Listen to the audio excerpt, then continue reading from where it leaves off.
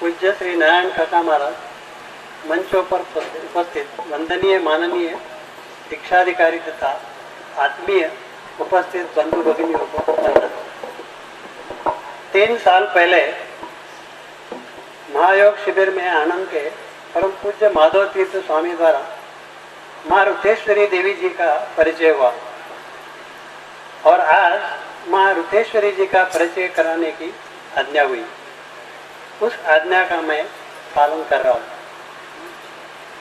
वास्तव में कोई संत सत्पुरुष या सद्गुरु का परिचय कराना कोई आसान काम नहीं है। संत का परिचय तो अनुभूति का विषय है। संत सत्पुरुष के दर्शन के लिए दर्शन करने जाने वाले को मन शांति का अनुभव होता है और उसके मानसिक क्लेश और उसकी व्यवहारिक समस्या भी दूर हो जाती है। गुरु चरित्र में लिखा है, पापम तापम दैन्यंच हरे श्री गुरु दर्शना। माँ रुथेश्वरी तो जन्मतः सिद्ध योगिनी है।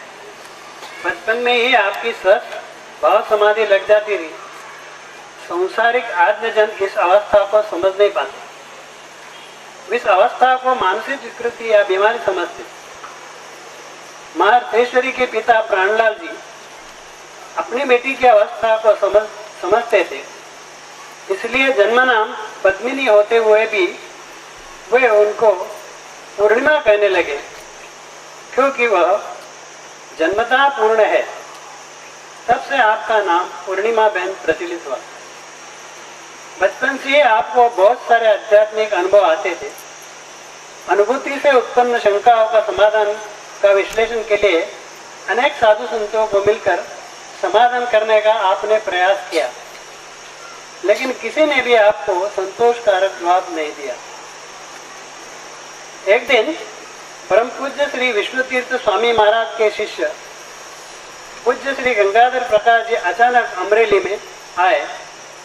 उस वक्त उन्होंने आपको साधना में बिठाकर आध्यात्मिक अनुभूति कराई और आपने उनको सद्गुरु तरीके स्वीकार किया। बाद में अपनी शिष्या की योग्यता देखकर उन्होंने पूज्य पूर्णिमा जी को दीक्षाधिकार भी दे दिया। पूज्य पूर्णिमा बहन यानी माँ रुथेश्वरी ने 15 साल की उम्र में अंतःप्रेरणा से अपने आध्यात्मिक अनुभूति वाले कविताओं की रचना की। आपका यह काव्य संग्रह व्यवाने मार्ग करिए नाम से प्रकाशित हुआ है। शक्तिपात विषय के बारे में भी कुंडलिनी योग और अंतर यात्रा नाम की एक पुस्तक भी आपने लिखी है। आपने संस्कृत विषय के साथ एमए किया और बीएड भी किया है।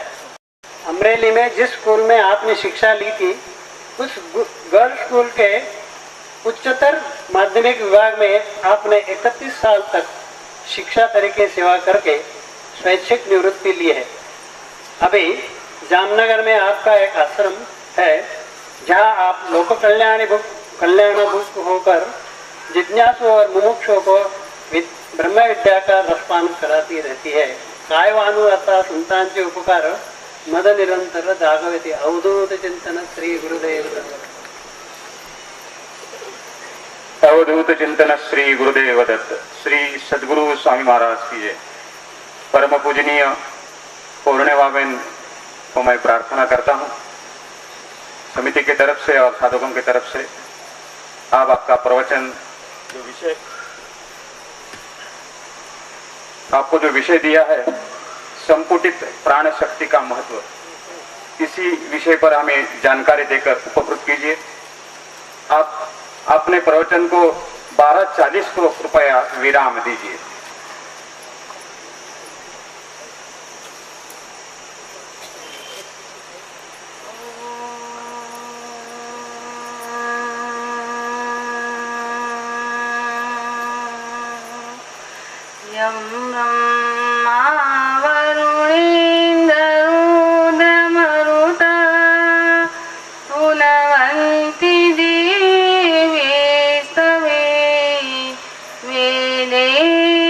सांग सक्रमोपनिषदे गायन्ति यं सामगा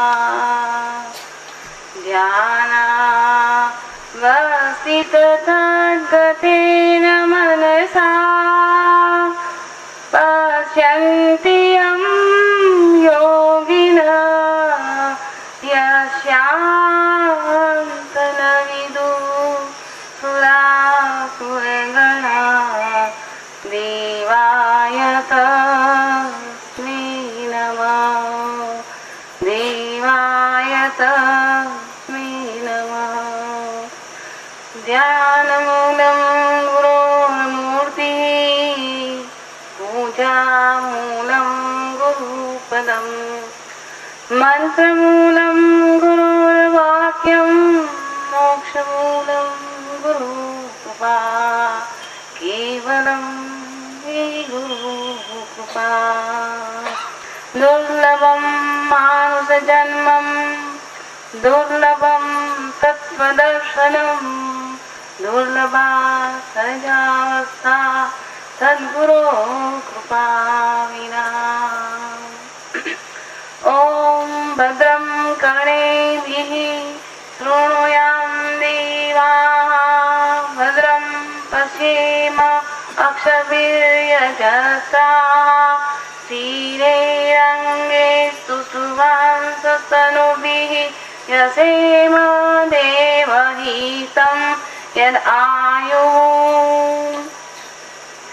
ॐ प्राणाय नमः यस्य सर्वइदं वसे यो भूता सर्वेश्वरोऽस्य यस्मिन् तत्सर्वं प्रतिष्ठितं देवं गंगाधरं तीर्थं नारायणप्रभो योगानन्दाय योगीन्द्र विष्णुतीर्थाय नमो नमः ॐ गुरु श्री प्रभु गंगाधर प्रकाशाय नमो नमः अत्र तत्र सर्वत्र अभिव्यक्त व्याप्त विस्तृत ऐसे चित्ती शक्ति और परमात्मा ब्रह्म तत्व दोनों का मेरा साष्टांग प्रणिपात।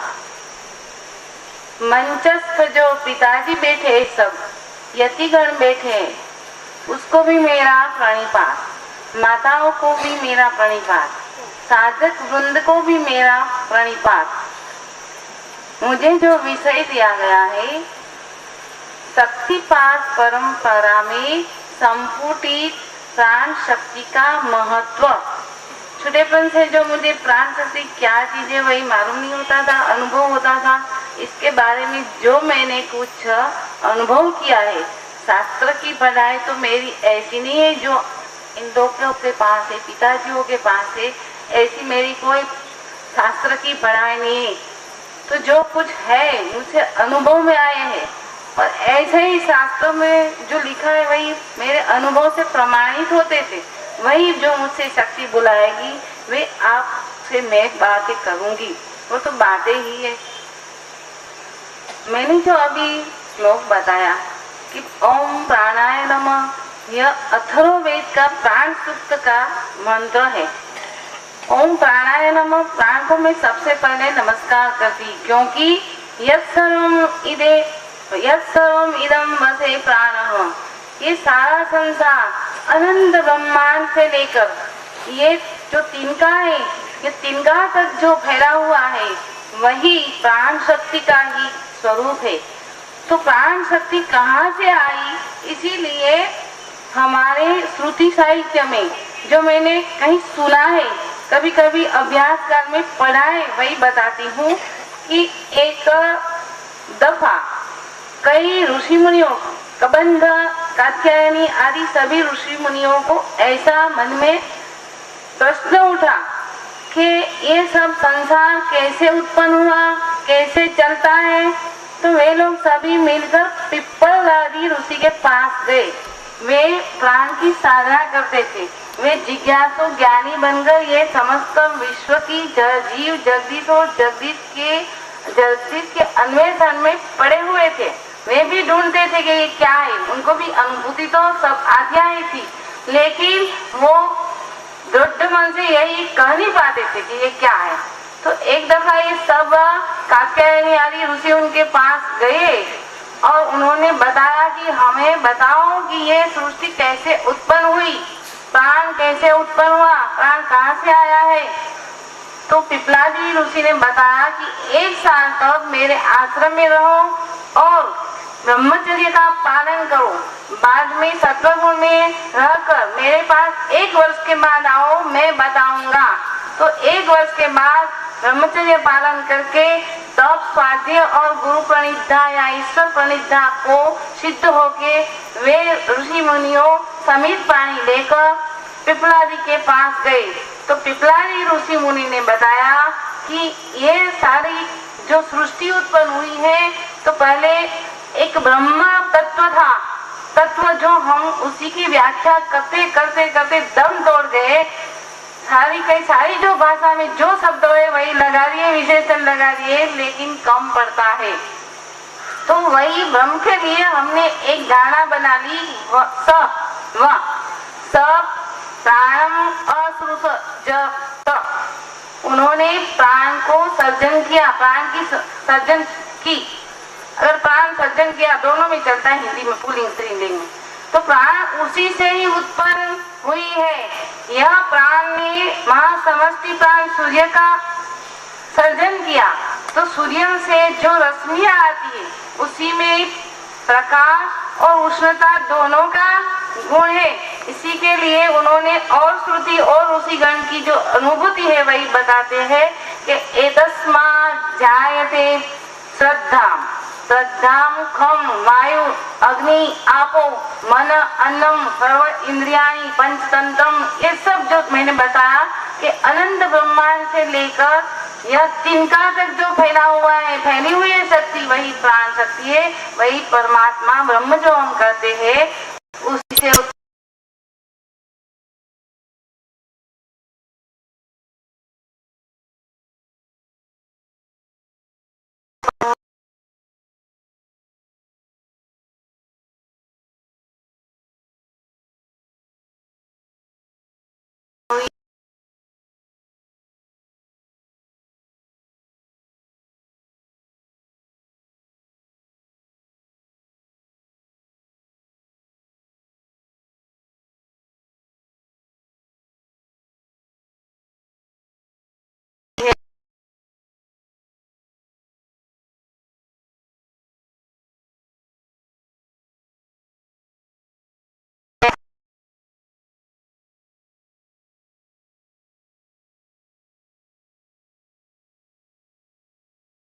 तिनका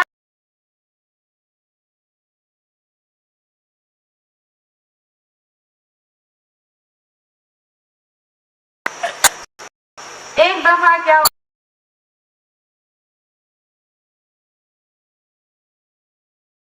जो हम कहते हैं उसी से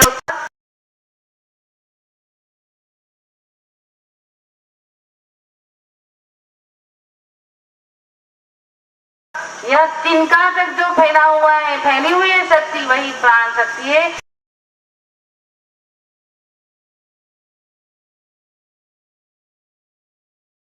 कि वे तो समझकर चले गए, तो उन्होंने सारे समाज में देखा कि जो प्राण आती है भीतर शरीर में आती है, चली जाती है, तो प्राण है वही चेतना का अंश लेकर आई है। इसीलिए हर जगह ये चेतना विकसित हो रही है। हम देखते भीतर है, जब चली जाती है तो हम बोलते कि ये मुर्दा हो गया। तो एक दफा क्या हुआ कि सभी इंद्रियों को अपनी अपनी गर्विष्ठता आ गई और श्रेष्ठता जताने के लिए आपस में लड़ाई झगड़ा करने लगी। वो आप कहती है कि मेरी वजह से या तुम जीवित है, या आख्यायिका आती है, आप सबने पढ़ी है, इसलिए मैं ज्यादा बताती नहीं है। तो सब लड़ने लगे, तो जीव ने ऐसा किया, चेतना ने, प्राण शक्ति ने, कि चलो मैं भी चला जाऊं तो वे सब शांत हो जाएंगे। वो निकलने लगे प्राण। सभी इंद्रियों को मालूम हुआ कि हम श्रेष्ठ नहीं है, श्रेष्ठ तो ये प्राण है। फिर वापस आने लगी, सभी को मालूम होगा कि एक अंग घट गया तो प्राण तो ऐसे ही रहते हैं, शरीर में गूंगा होगा तो प्राण तो ऐसे ही रहते हैं। तो प्राण सबसे पहले जन्मा है, इसीलिए प्राण शक्ति ज्येष्ठ शक्ति है। प्राण सभी में निहित है, सभी प्राण के आधार से ही रहते हैं, इसीलिए प्राण श्रेष्ठ है। इतना ही नहीं, प्राण वरिष्ठ भी है, श्रेष्ठ है, ज्येष्ठ है और वरिष्ठ भी है। सबसे बड़ा है प्राण। जब प्राण निकल जाते हैं तो कुछ नहीं बचता, कहीं से भी शक्ति निकल जाती है तो कुछ नहीं बचता। शून्य कहा जाता है, हम इसे मुर्दा कहा जाता है। तो प्राण वरिष्ठ है। इतना ही नहीं, ब्रह्म तत्व को पाना है। अगर प्राण के सहारे से हमें आत्मा अनुभूति करनी है तो प्राण वरेण्य है, प्राण को वरण करना चाहिए। तो श्रुति आती है, तो श्रुति में यही कहा जाता है कि एतत् सर्वमिदं प्राणः एजति निःसृतः। प्रमाण देते हैं ऋषियों कि ये सब है प्राण से आज तक अभी तक निःसृत हो रहा है, प्राण से ही निःसृत हो रहा है। तो हमारे शक्तिपात में प्राण, संपुटित प्राण का महत्व क्या है, वही विषय है। तो संपुटित प्राण, संपुट यानी के जो ठीकरा होता है ना, उसे बताते हैं वैदिक लोग, हम लोग सभी जानते हैं। बीच में कुछ ऐसी दवाई बनाने के लिए, भस्म बनाने के लिए रखते हो, तपाते हो तो अर्क बना लेते, उसी से जल्दी से काम होता है। तो हमारे बीच में अध सहस्रार से लेकर ऊपर सहस्रार जो है, इसी के बीच में प्राण रहता है, सारे शरीर में ही रहता है। स्थानांतर में से उनके नाम पंच प्राण कहा जाता है, यान उदान ये सब।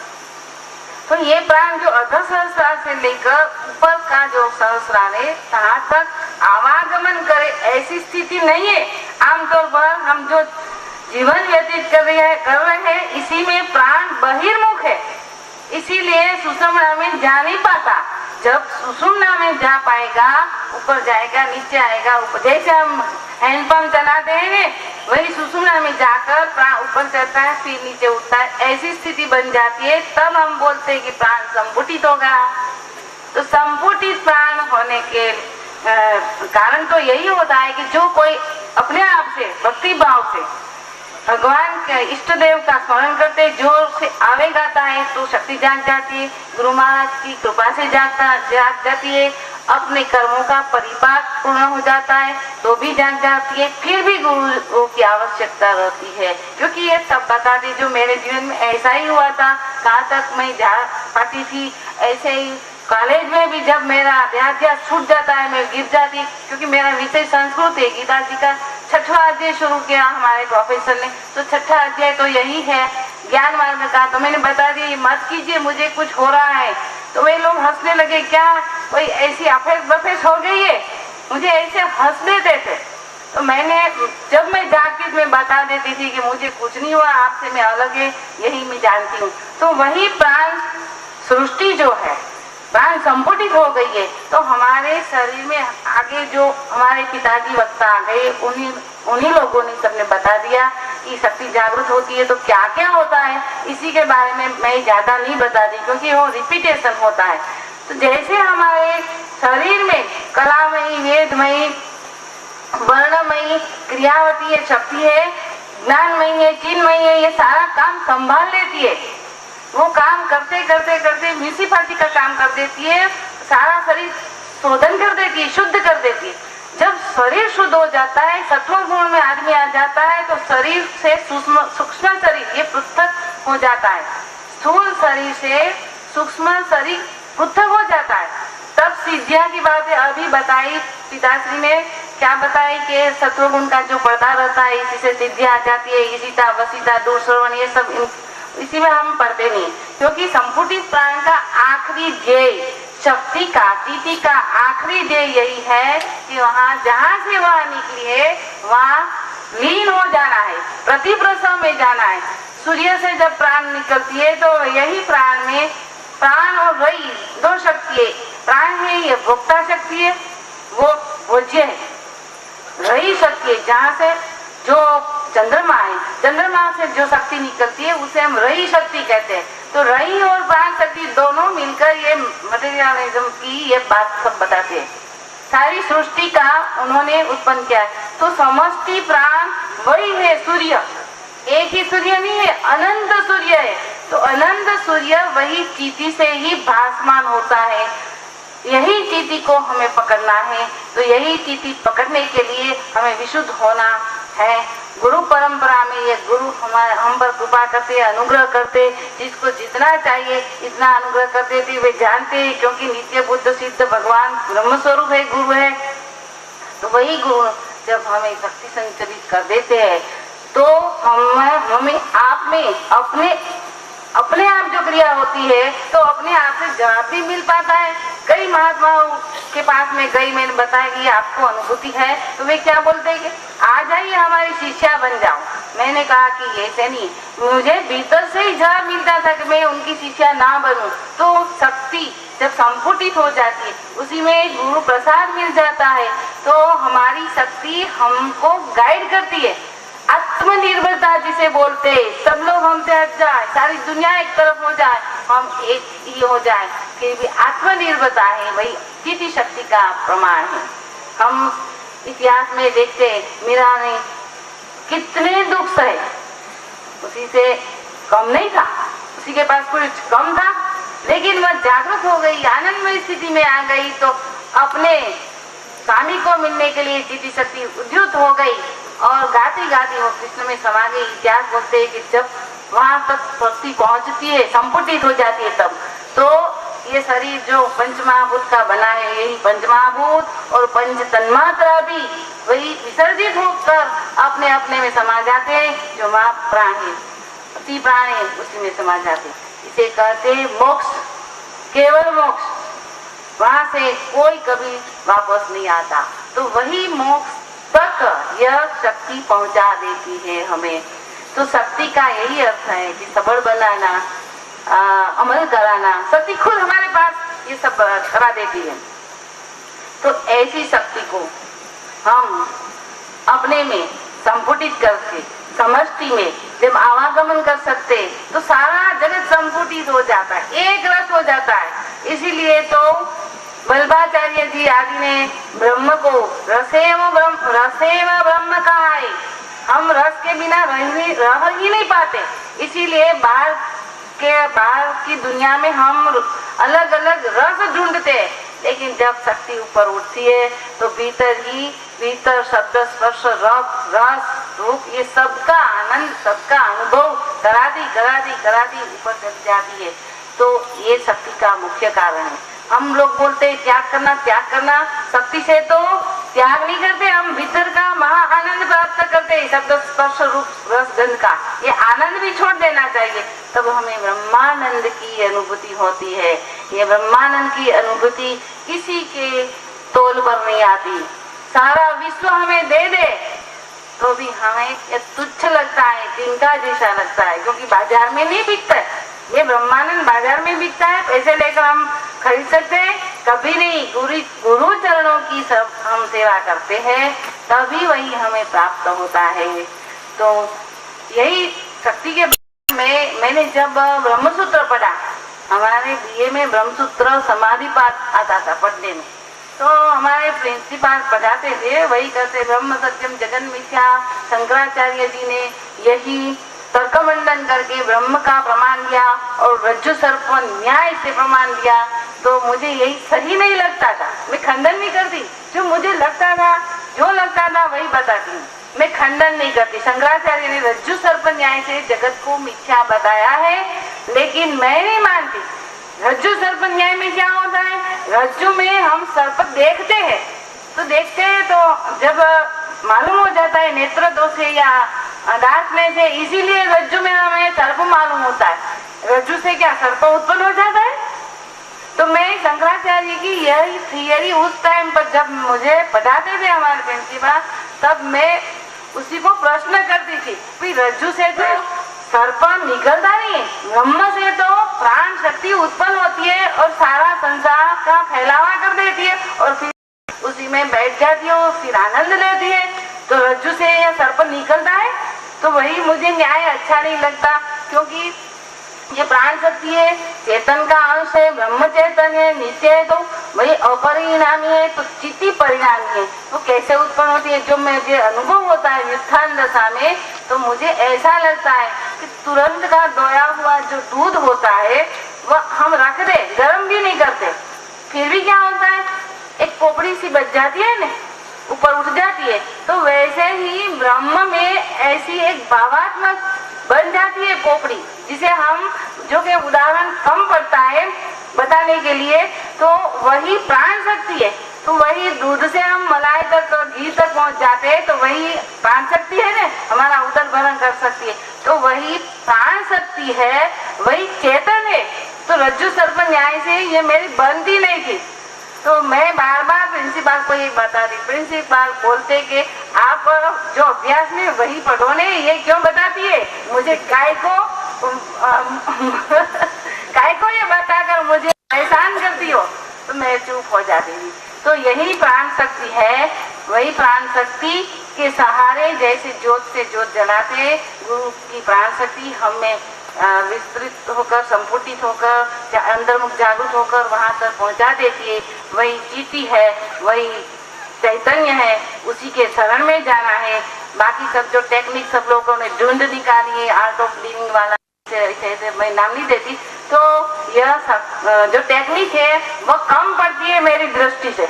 वही हमारी जो प्राण शक्ति का ऊर्ध्वीकरण करने का, शक्तिपात करने की जो टेक्निक है, इस टेक्निक हस्ती पर यानी कि जो हाथी का पग है, पाँव है, उसी में बाकी के सब पाँव समा जाते हैं। वैसे ही सभी टेक्निक इस टेक्निक में समा जाती है। अस्तु। तो हमें एक और बात मैंने पढ़ा था, काका जी का लेख नारायण काका जी का, उसमें लिखा था, गुरुवानी महाराज का एक कोटेशन इधर टाका था, इसमें लिखा था कि सारे समाज का, सारे राष्ट्र का उत्थान करने के लिए एक शक्ति परंपरा की शाक्ति दीक्षा अनिवार्य तो आवश्यक है। तो उसी में मैं सहमत हूँ और चिट्ठी के शरण में जाना चाहिए। तो अभी भी मेरे मन में एक प्रार्थना उठती है जो मैं गाकर मेरा वक्तव्य पूरा करती हूँ।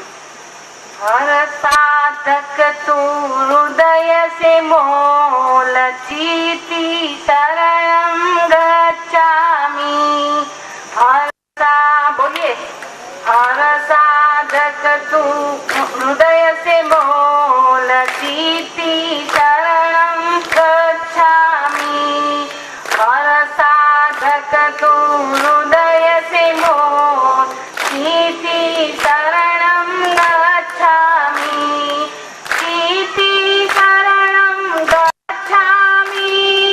सद्गुरु शरणं गच्छामि। चीति शरणं गच्छामि। सिद्धं शरणं गच्छामि। सद्गुरु शरणं गच्छामि। चीति शरणं गच्छामि। सद्गुरु शरणं गच्छामि। वाणी बंद हो जाती है, माफ करना। गुरुदेव अवधूत चिंतन गुरुदेव।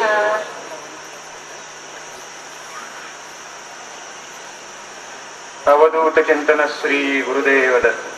श्री सदगुरु स्वामी महाराज की जय।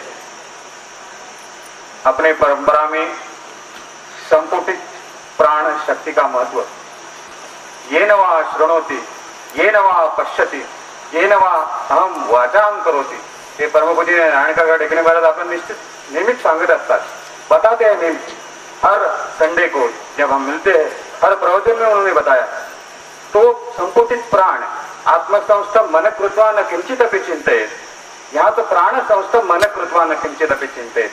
वो प्राण, संपुटित प्राण, उसका महत्व उन्होंने MA संस्कृत किया है, इधर सिद्ध किया, जिससे उनकी वाणी भी अच्छी है और उन्होंने बढ़िया इधर जानकारी है। इसके लिए मैं कृतज्ञता व्यक्त करता हूँ। और इस कृतज्ञता का प्रतीक एक शाल, श्रीफल और हार परम पूजनीय नारायण काका टेकणे महाराज से प्रार्थना है कि उनको आप अर्पण कीजिए। आपसे प्रार्थना है कि आप उसका स्वीकार कीजिए।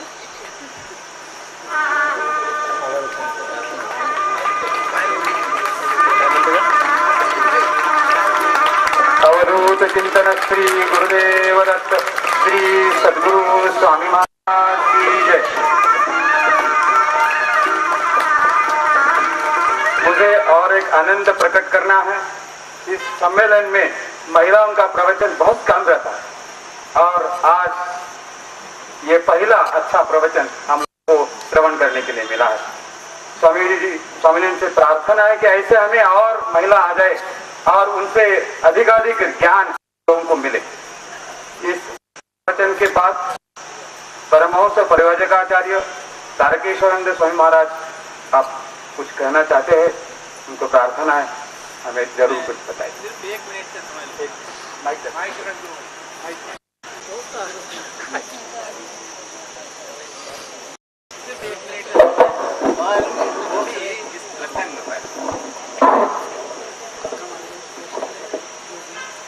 अभी आपने इनका जो प्रवचन सुना उस पर भगवान शंकराचार्य पर जो रज्जु सर्प न्याय पर बात आई, तो मैं उस पर सिर्फ इतना ही कहना चाहता हूँ कि भगवान शंकराचार्य के रज्जु सर्प न्याय में पहले ब्रह्म सत्यम जगत मिथ्या, ये शक्ति भी ब्रह्म से उत्पन्न हुई है।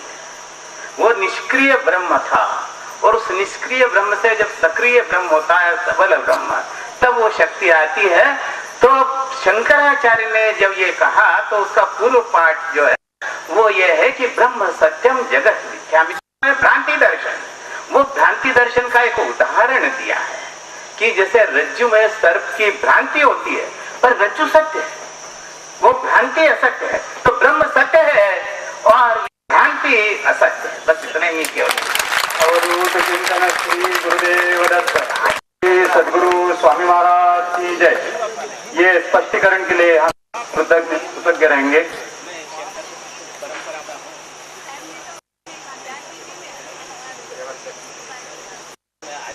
वाहतूक विभाग कृपया आपले दिगंबरा दिगंबरा श्रीपाद वल्लभ दिगंबरा दिगंबरा दिगंबरा श्रीपाद वल्लभ दिगंबरा दिगंबरा दिगंबरा श्रीपाद वल्लभ दिगंबरा दिगंबरा दिगंबरा श्रीपाद दिगंबरा श्री वल्लभ दिगंबरा दिगंबरा दिगंबरा श्रीपाद वल्लभ दिगंबरा दिगंबरा।